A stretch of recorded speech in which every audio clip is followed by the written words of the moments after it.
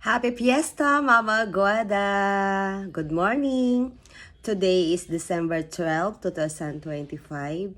At gusto ko lang bumati sa lahat ng mga nasa parokya ng Mama Guada ng Happy Fiesta at sa lahat sa buong mundo. Kasi ang celebration naman ng fiesta ng ating Our Lady of Guadalupe ay sineselebrate ng buong mundo ng Roman Catholic. Kaya naman, today ay parang gusto kong i-share sa inyo, lalo na sa mga hindi pa lingkod at sa mga hindi pa nakakakilala sa ating mahal na Birhen ng Guadalupe, ay gusto kong i-share sa inyo sa pamamagitan ng babasahin ko.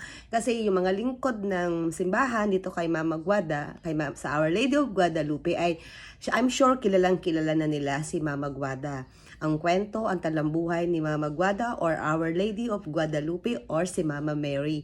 Pero marami pa rin mga Katoliko ang hindi nakakakilala. Kasi marami nagtatanong sa akin, sino ba si Mama Guada? Sino ba si Our Lady of Guadalupe? So marami pang mga Catholic na mababaw pa yung kanilang knowledge. Kaya ikukwento ko sa inyo at babasahin ko sa inyo kung ano ang kwento, kung bakit nagkaroon ng Our Lady of Guadalupe na lalo na ang ating simbahan. So ito na po ang kasaysayan ng ating simbahang Our Lady of Guadalupe sa buong mundo. Ito na po ha. Makinig po tayo sa ating babasahin.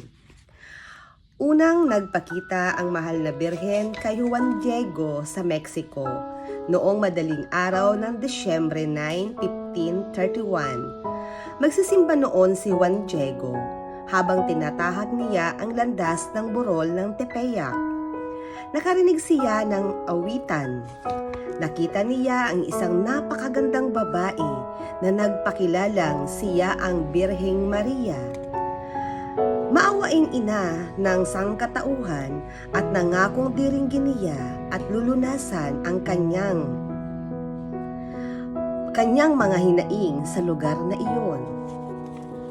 Inutusan ng mahal na Birhen si Juan Diego na dalhin kay Obispo Sumariaga ang kanyang kahilingang magtayo roon ng isang simbahan. Ginawa ito ni Juan Diego, ngunit maingat ang obispo at pinayuan siyang bumalik na lamang sa ibang araw. Pagbalik ni Juan Diego sa Tepeyac sa dapit hapon ng araw ding iyon, muli nagpakita ang mahal na Birhen. Ito ang pangalawang pagpapakita.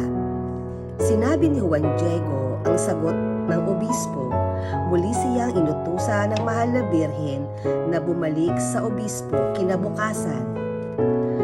Kaya humarap na naman si Juan Diego sa obispo noong December 10. Masugid na nag-usisa ang obispo at ipinaliwanag na kailangan niya ang isang tanda bilang katunayan na talagang ang kausap ni Juan Diego ay ang ina ng Diyos.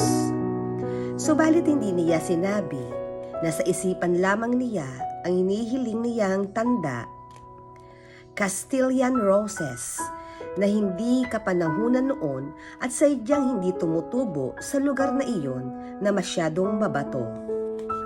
Naghihintay na ang mahal na Birhen nang makabalik si Juan Diego sa burol ng Tepeyac noong araw ding iyon. Sinabi ni Juan Diego na humiling ng tanda ang obispo. Nangako ang mahal na Birhen na ibibigay niya kinabukasan ang hinihiling ng obispo. Hindi pumunta sa burol si Juan Diego noong Desyembre 11 dahil inalagaan niya ang kanyang tiyo, si Juan Bernardino, na biglang nagkasakit ng malubha. Inutusan ng matanda ang pamangkin na tumawag ng pari kinabukasan sa pag-aakalang mamamatay na siya. Kaya't nagmamadaling lumakad si Juan Diego noong umaga ng December 12 upang sumundo ng pari. Tinangka niyang iwasan ang mahal na Birhen sa ibang lugar siya dumaan. Nabigla na lamang siya nang makasalubong niya ang mahal na Birhen. Ito ang pang-apat na pagpapakita. Nagpaliwanag si Juan Diego kung bakit hindi siya sumipot kahapon at kung bakit nagmamadali siya ngayon. Subalit sinabi sa kanya ng mahal na birhen na magaling na ang kanyang tiyo. Noong umagang iyon, inutusan ng mahal na birhen si Juan Diego na umakyat sa tuktok ng burol at manguha ng bulaklak doon. Labis na namangha si Juan Diego nang mamasdan niya ang napakabango at napakagandahang rosas na basa pa ng hamog ang mga talutot.